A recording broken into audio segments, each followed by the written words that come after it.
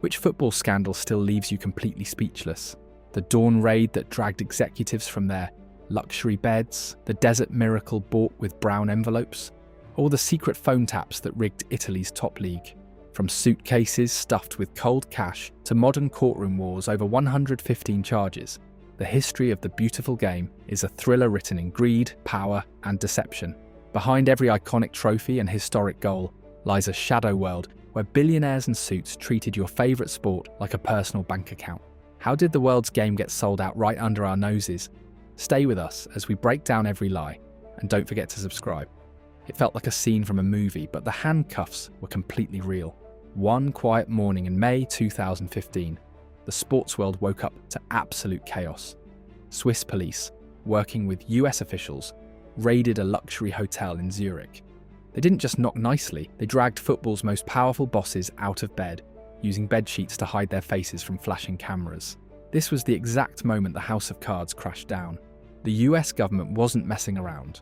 Their official charges read like a mafia script: bribery, fraud, and money laundering on a massive scale. They weren't just hunting a few corrupt guys, they were destroying a 24-year criminal empire. And do you know who actually brought it all down? A guy on a mobility scooter with a pet parrot on his shoulder. Chuck Blazer, a wildly wealthy American executive who literally kept a separate apartment in Trump Tower just for his cats. Yes, seriously, when the FBI caught him skipping out on his taxes, he didn't just give up. He turned informant. He recorded his closest friends at the London 2012 Olympics using a tiny microphone on his keychain, capturing every dirty deal on tape.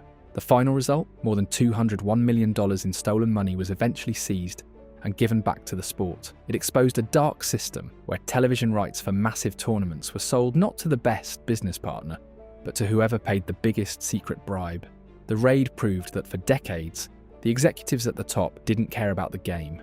They only cared about how much cash they could squeeze out of it. The sport was sold out piece by piece, right from a luxury suite in Switzerland. But that hotel raid was only the beginning. December 2010, the exact moment that changed everything. When Sepp Blatter pulled out the card reading Qatar, the whole room gasped. A summer tournament in 50-degree desert heat? It defied logic, physics, and basic common sense. But it made perfect sense if you followed the money. This was never a sporting decision. It was a business deal. In the years that followed, the ugly truth began to leak out. Reports surfaced of a brown envelope culture, where votes were traded like stocks. Phaidra Al-Majid, a whistleblower who worked on the bid, came forward with terrifying stories of watching cash being offered to African officials. She later took back her statement, but only after admitting she feared for her life and her children. The pressure was real. Let's look at the scoreboard. Of the 22 executive committee members who voted that day, more than half were eventually banned, charged, or investigated for corruption. Think about that. The jury that decided the future of the World Cup was packed with men, later proven to be crooks. Ricardo Teixeira, Jack Warner, Mohammed bin Hammam. Names that became the definition of greed. The Department of Justice later explicitly stated that bribes were paid to voters to lock in the tournament. The entire infrastructure of the 2022 World Cup was built on a foundation of questions that never got answered. We aren't just talking about a bad choice. We are talking about a massive geopolitical power play, where the prize was the world's biggest stage, and the currency was dirty cash. They didn't win the World Cup, they bought the receipt. Even today, the shadow of how it got there will never truly fade away. And somehow things got even dirtier in Italy. Back in 2006, Italy had the greatest players on earth, but their league was a total lie. While the national team was fighting for the World Cup in Germany, Serie A was exploding back home. This wasn't standard match fixing, where a player misses a penalty for cash. This was complete control of the system. At the centre of the web sat Luciano Moggi, the boss of Juventus. He didn't just buy people off, he controlled the game. Police wiretaps caught thousands of calls where Moggi was literally choosing the referees for his own matches. He basically demanded refs who would play ball. He even bought secret Swiss SIM cards and handed them to officials to build an untraceable network for his commands. The punishment was absolutely brutal. Juventus, the biggest club in Italian football, had 2 league titles completely erased from history. Think about that. Then they were kicked down to the 2nd division with a massive points penalty. Global superstars like Zlatan Ibrahimovic and Fabio Cannavaro had to flee the club or play in the minor leagues. Other giants like AC Milan were hit with huge point deductions too. It exposed a horrible truth for fans. The games you cried over, the goals you cheered for, it was all scripted by a guy with a burner phone in Turin. The ending was decided before the players even stepped on the pitch. It stands as the ultimate proof that no club is too big to cheat, and no giant is too big to fall. But the corruption machine did not start in Turin. Before FIFAgate, there was ISL. If you want to see where the rot actually started, you have to look back at the 90s.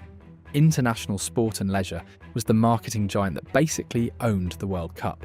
They went broke in 2001, and when investigators dug into their records, the truth exploded.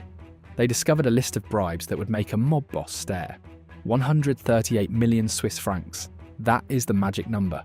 That is how much cash was hidden under personal commissions, just a fancy corporate label for bribes, to guarantee ISL kept the incredibly valuable TV rights.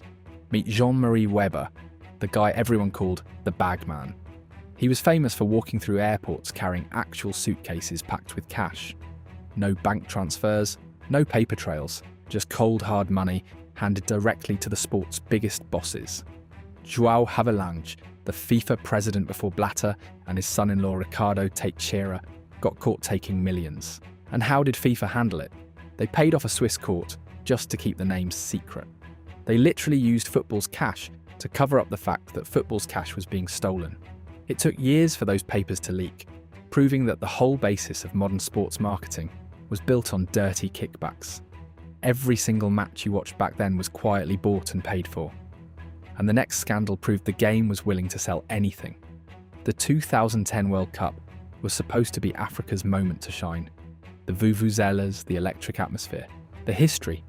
But the actual bid was secured with a dirty handshake. We now know, thanks to US federal indictments, that the vote was rigged by a $10 million payment. But they couldn't just hand over a briefcase full of cash this time. They had to get creative. South African officials asked FIFA to take $10 million out of their tournament budget and send it directly to a project called the Diaspora Legacy Program in the Caribbean. Sounds charitable, right? Sounds like it's going to help build pitches for kids. Wrong. That money went straight into bank accounts controlled by Jack Warner, the vice president of FIFA. It was a massive bribe disguised as a charity donation. The nerve is honestly staggering. They used official FIFA bank channels to wash a bribe, labelling it as aid for the African community overseas. A letter was even found from the South African Football Association explicitly telling FIFA to make the transfer. Jack Warner took that money, and the only legacy he built was his own personal fortune. He betrayed an entire continent's dream for a dirty payout. When you look back at 2010, don't just remember the goals. Remember that the right to host that tournament was bought with money that should have built real schools. It is the ultimate betrayal of the game, but modern football found a smarter way to play the same game. And now we arrive at the present day. You think the dirty era is over? Look at the Premier League.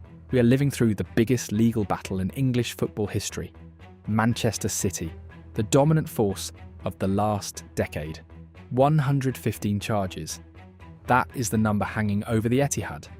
The Premier League accused them of not just breaking the rules, but completely crushing them over a 9-year period. We are talking about claims of faking sponsorship deals, hiding actual salary costs, and blocking investigations. This isn't about a few pounds here and there. This is about whether a dynasty was built on a lie. The allegations suggest that while other teams were shopping at the supermarket, City was rigging the system to buy the whole store. Leaked emails published by Der Spiegel showed executives joking about creating fake companies to pay players, dodging financial fair play rules. We can do what we want, seemed to be the attitude. As of May 2026, this case has become a total war of lawyers. If guilty, we aren't talking about a fine. We could be talking about expulsion, stripped titles, and the total destruction of the Premier League record books. It proves that the new frontier of corruption isn't cash in suitcases. It's clever accounting and an army of lawyers. The game has moved from the back room to the courtroom, but the question remains the same. Is the trophy you are looking at actually real? Can you feel the weight of a sport that keeps breaking its own promises? From Swiss hotel raids to sophisticated courtroom battles over creative accounting, football's biggest struggles happen completely off the grass. The numbers don't lie. Hundreds of millions of dollars, dozens of banned officials, and historic titles that will forever carry a hidden asterisk. The beautiful game is constantly fighting against the shadow of its own massive financial greed. But despite the suits and the scandals, the magic on the pitch is the one thing they can't fake. If you want to keep uncovering the dark side of sports, smash that subscribe button. Comment below on which scandal shocked you the most, and I'll see you next time.